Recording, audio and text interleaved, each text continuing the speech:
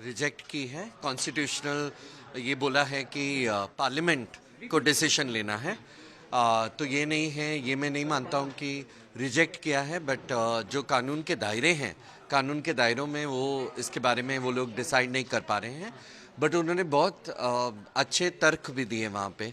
उन्होंने ये कहा कि ट्रांसजेंडर्स जो हैं वो जो पहले भी कर सकते थे, ट्रांसजेंडर्स अगर आप खुद को आदमी मानते हो तो आप एक औरत के साथ heterosexual relationships between where one of them is transgenders, वो उसको असर्टन किया है।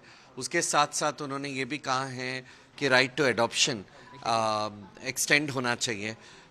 तो मुझे ये नहीं लगता है कि हमने 2 कदम पीछे लिए हैं। मुझे ये लगता है कि हमने एक कदम ज़रूर आगे लिया है। अब आगे क्या स्टेप रहेगा? हालांकि सुप्रीम कोर्ट ये अगर ये बहुत पॉजिटिव होता तब भी हमारा यही तर्क होता, हम इक्वालिटी के लिए लड़ते, क्योंकि सामाजिक इक्वालिटी जहाँ पे लोग बाबा के कुछ भी कह देते हैं तो उसके खिलाफ आवाज़ करना, ये तो हम पहले भी कर रहे थे। पॉजिटिव होता तो भी हम यही करते हैं। जिस तरह के 5 बेंच के जज अपने फैसला सुना रहे थे, आपने देखा भी था, कुछ जज पक्ष में थे, कुछ जज सीधा सीधा साफ साफ कह रहे थे ये इलीगल। तो उनके नहीं, किन्होंने इलीगल है नहीं कहा।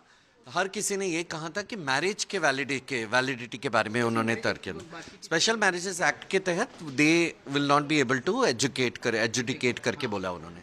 तो मुझे लगता है कि बहुत सारे लोगों को अवेयरनेस की ज़रूरत है। जजेस भी इंसान हैं और हम लोग सब जो हैं, मीडिया भी इंसान है।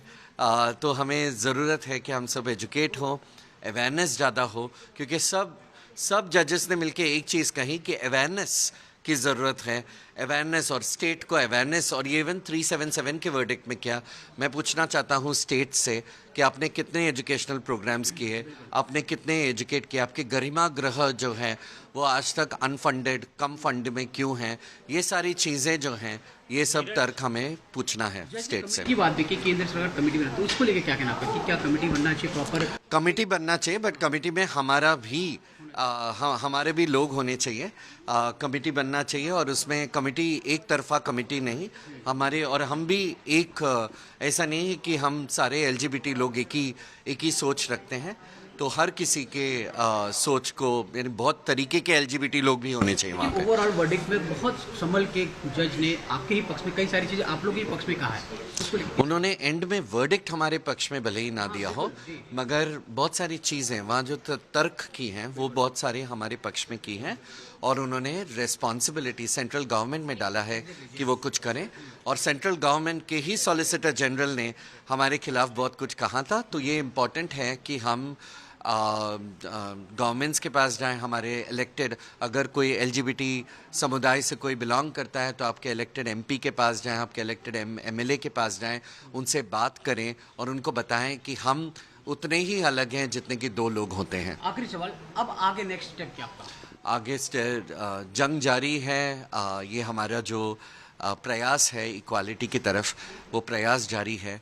कुछ वक्त ज़रूर लगेगा, मगर हम सामाजिक और सोसाइटल इक्वालिटी हम पाएंगे।